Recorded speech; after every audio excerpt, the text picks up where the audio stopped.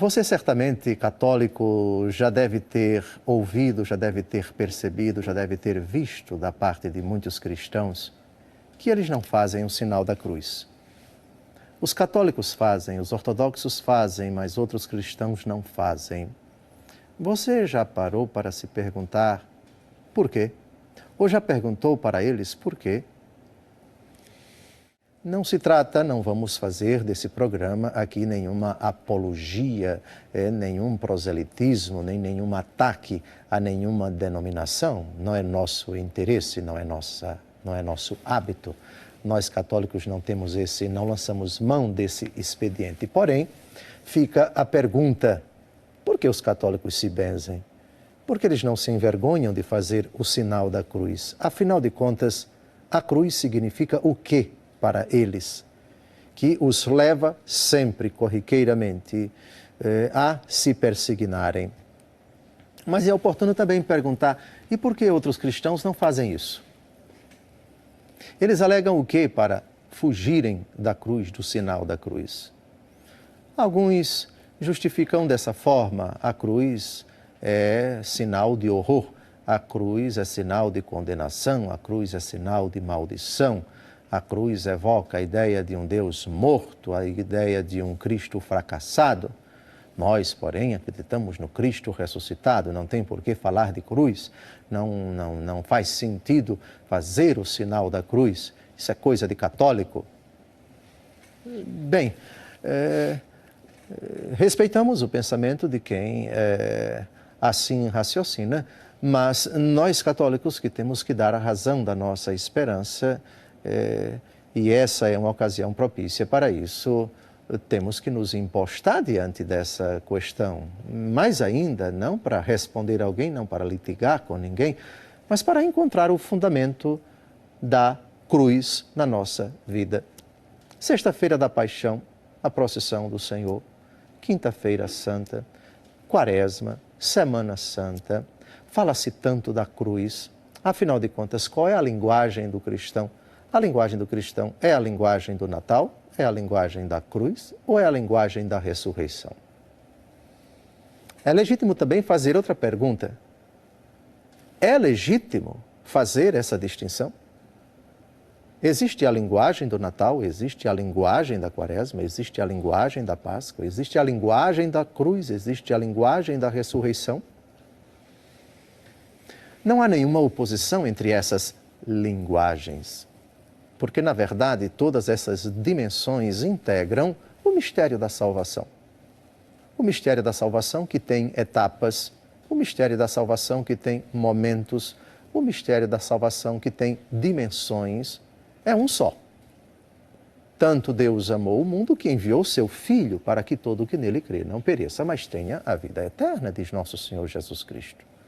Ora, ao enviar o Filho, nós temos o mistério da encarnação, nascimento do Senhor, o mistério da vida pública, que atinge o seu ápice na paixão, morte e ressurreição.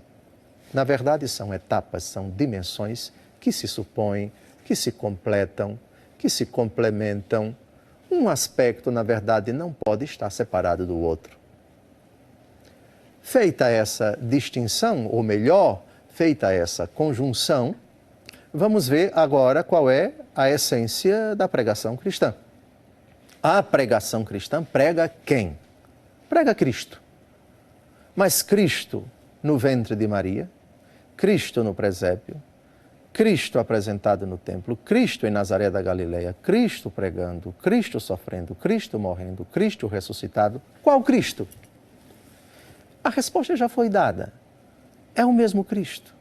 Em momentos diferentes, em etapas diferentes, em perspectivas diferentes, em enfoques diferentes da mesma e única história da salvação.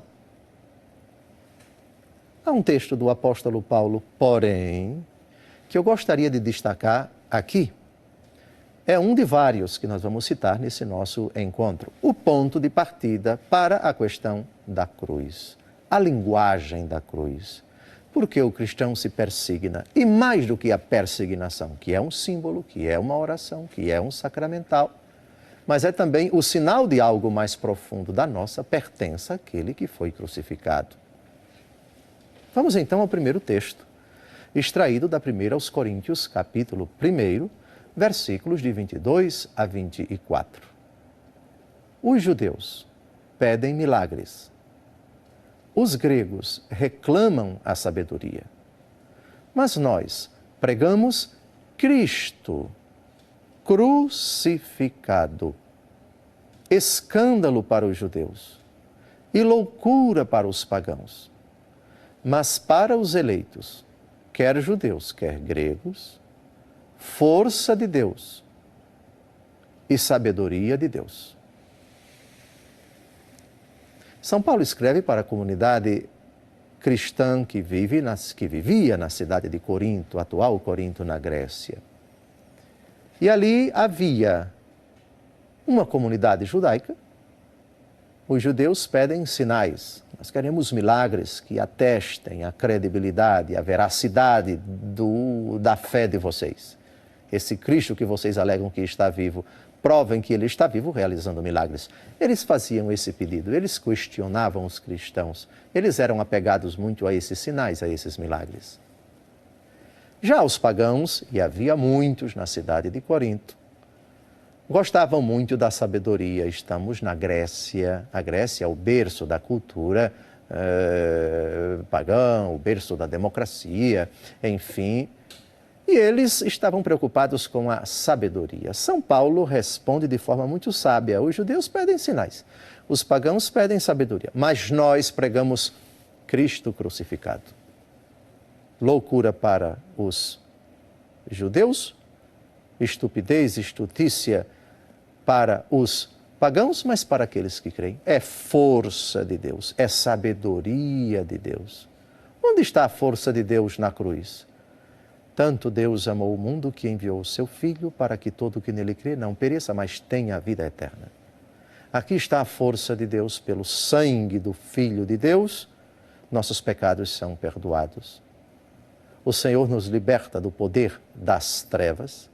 O Senhor nos livra das garras de Satanás. O Senhor triunfa sobre a morte. Essa é a linguagem força. Essa é a linguagem sabedoria.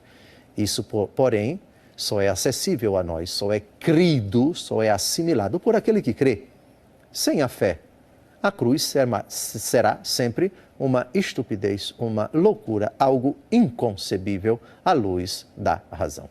Fica, porém, aqui a coisa mais importante. A pregação cristã é de Cristo crucificado. Vamos modificar e falar do Cristo ressuscitado. É o mesmo. Por favor, é o mesmo. Cristo, para ressuscitar, precisou morrer. E Cristo, para morrer, precisou sofrer. E o sofrimento dele foi na cruz. A sua morte foi morte de cruz. É impossível, portanto, falar de Cristo, pregar Cristo, senão Cristo crucificado. Se você tira essa dimensão da vida pública de Jesus, você simplesmente esvazia o Evangelho. Você simplesmente torna o Evangelho uma mensagem adocicada, sem nenhuma relevância, sem nenhuma aplicação prática para a nossa vida. Não temos o Cristo Salvador, não temos o Cristo Redentor. Nós, porém, pregamos Cristo crucificado. Mas há um outro texto, ainda da 1 aos Coríntios, capítulo 1, um único versículo. Diz o texto, ainda o apóstolo Paulo: a linguagem da cruz é loucura para os que se perdem, mas para os que foram salvos, para nós, é uma força divina. Já antecipei a explicação desse versículo. É loucura para quem não crê olhar para a cruz. O que aconteceu na cruz, sem a fé, é lido, é interpretado por qualquer pessoa como uma estupidez, como uma insanidade. Mas para quem foi salvo, não. Salvo pelo sangue do Cordeiro. Salvo porque ali na cruz o preço do nosso resgate altíssimo foi pago, o sangue do Redentor. Porque ali o amor de Deus chegou até as últimas consequências. Tendo amado os seus que estavam no mundo, amou-os até ao fim. Essa é a força divina. Eu não me envergonho do Evangelho de São Paulo no começo da carta aos Romanos. Ele é uma força de Deus. Aqui, ele diz de outra forma, é força divina.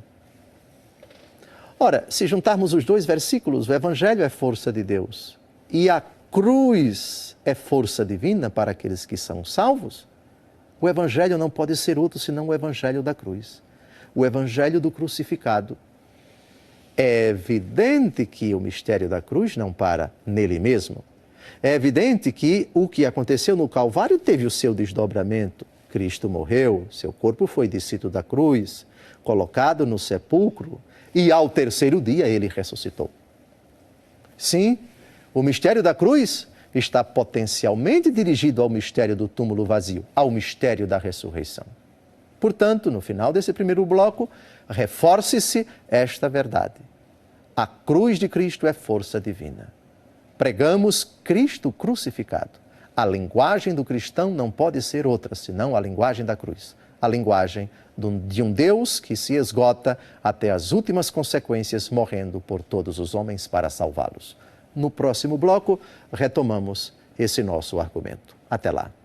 O cristão se orgulha da cruz porque é a essência do cristianismo, porque é o núcleo da sua fé, juntamente com a ressurreição, porque, como o apóstolo Paulo afirmou, e citamos e comentamos esse texto no primeiro bloco, os judeus pedem sinais, os pagãos pedem sabedoria, nós, porém, pregamos Cristo crucificado, escândalo para os judeus, loucura para os pagãos, mas para aqueles que creem, ele é poder, ele é sabedoria de Deus.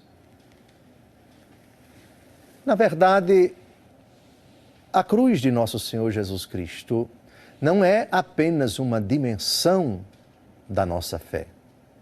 É intrínseca a fé, a realidade da cruz.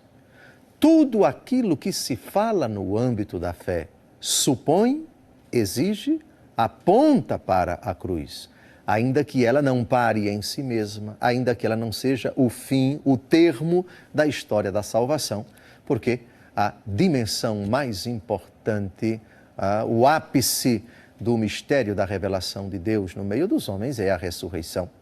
Mas a ressurreição está intrinsecamente ligada, voltada, por assim dizer, ao mistério da cruz e vice-versa. São Paulo, em outro texto igualmente importante, diz algo que merece destaque. Na cruz de Cristo, não é somente Cristo que morre. Nós morremos. Na cruz de Cristo, não é somente Cristo que é crucificado. Nós também somos crucificados. Se ele mesmo disse, eu vivo, mas já não sou eu que vivo, é Cristo que vive em mim, por causa desse versículo que vamos ler agora, de certa forma, a recíproca também é verdadeira. Quando Cristo morre, eu que morro. Porque eu, pela fé e pelo batismo, me tornei membro do seu corpo, que é a igreja. Se Cristo sofre, eu sofro. Aliás, na carta aos Colossenses, capítulo 1, versículo 24, recorda o mesmo apóstolo? Ele diz, completo em minha carne, o que falta a paixão de Cristo, em benefício do seu corpo, que é a igreja. Vejam, aqui São Paulo está dizendo com todas as letras que a paixão de Jesus não acabou.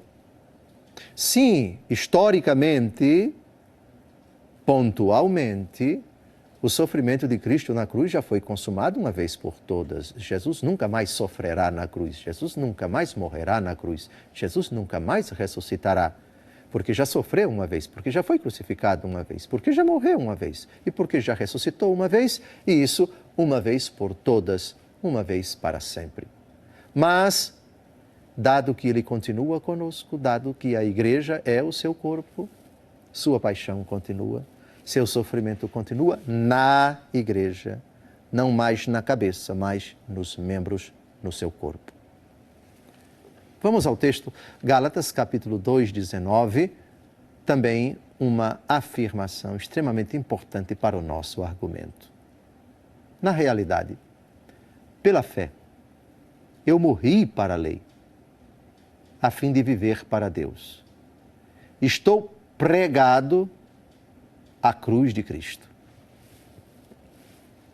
Mas isso é simplesmente assombroso.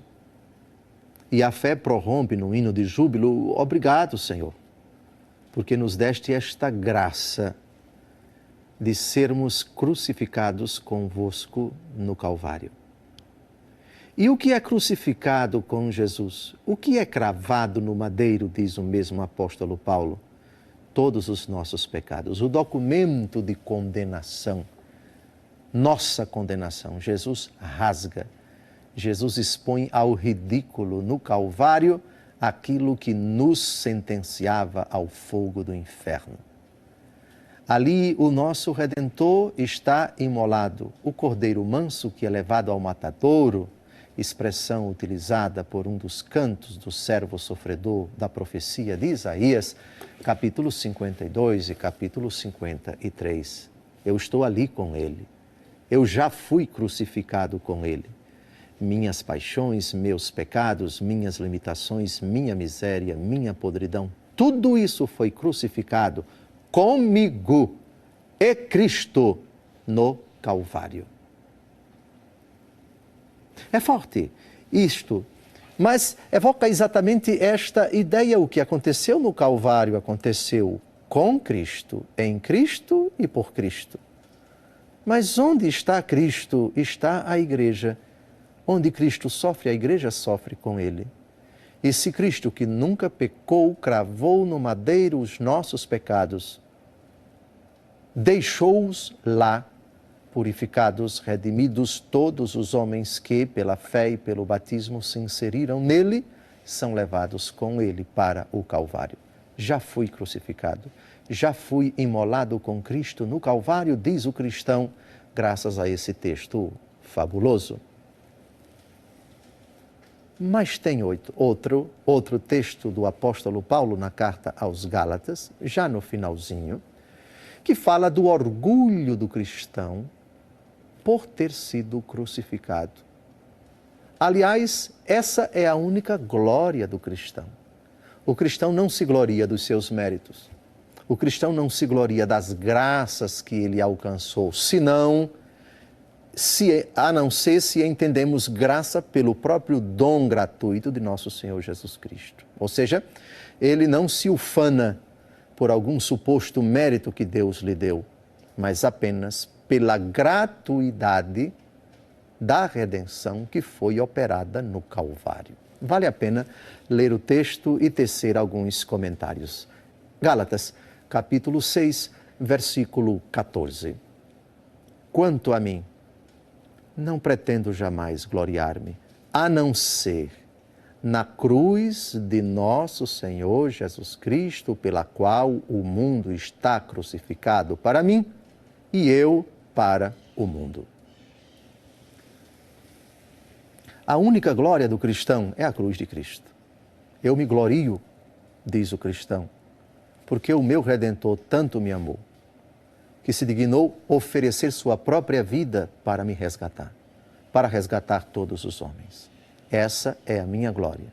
O amor misericordioso de Deus, a sua compaixão infinita por todos os pecadores, a começar por mim, o maior de todos os pecadores.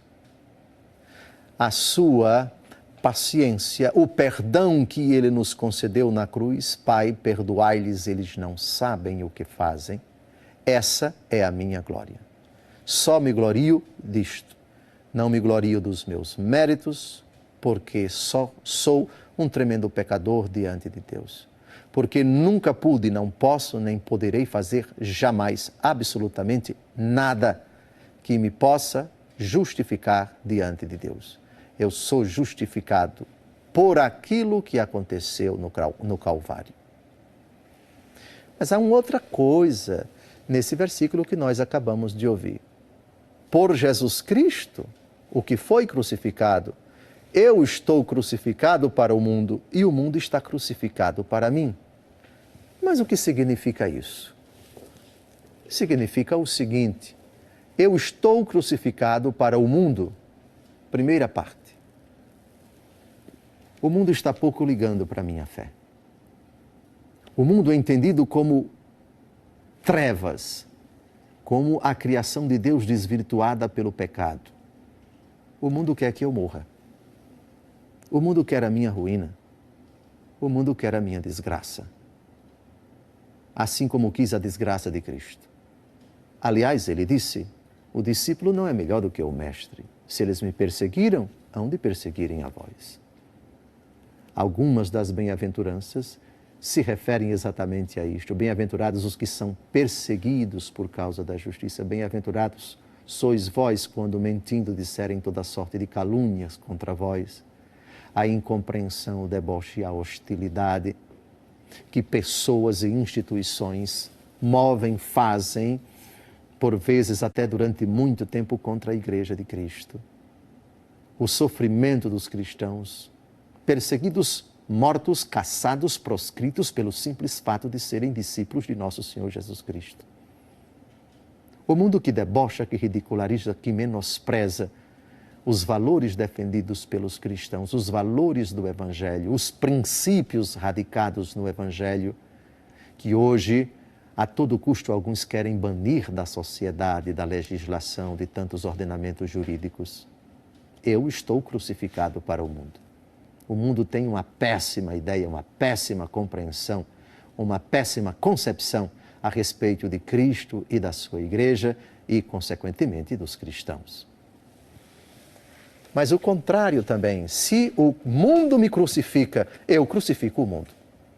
O mundo aqui é entendido, 3 sentidos tem a palavra mundo na Bíblia, como criação de Deus, como obra do diabo, o mundo jaz sob o poder do maligno, 1 João capítulo 5, versículo 19, como realidade criatural desvirtuada pelo pecado, o mundo de trevas, o pecado que atua no mundo, e o mundo enquanto criação renovada por Deus. O sentido aqui, dado pelo apóstolo Paulo, eu estou crucificado para o mundo e o mundo está crucificado para mim, é o segundo sentido. E se refere ao poder das trevas, e se refere ao pecado, à obra do diabo, a tudo aquilo que agrada a ele, que é a iniciativa dele e que, consequentemente, se opõe contra a Igreja. Então, se eu estou crucificado para o mundo está crucificado para mim. Ou seja, eu cravei no madeiro as seduções do mundo, as paixões do mundo, tudo que no mundo é símbolo de pecado. Eu só me glorio da cruz de nosso Senhor Jesus Cristo. Fui crucificado com Ele. Estou crucificado com Ele. E o mundo me crucificou e eu crucifiquei o mundo.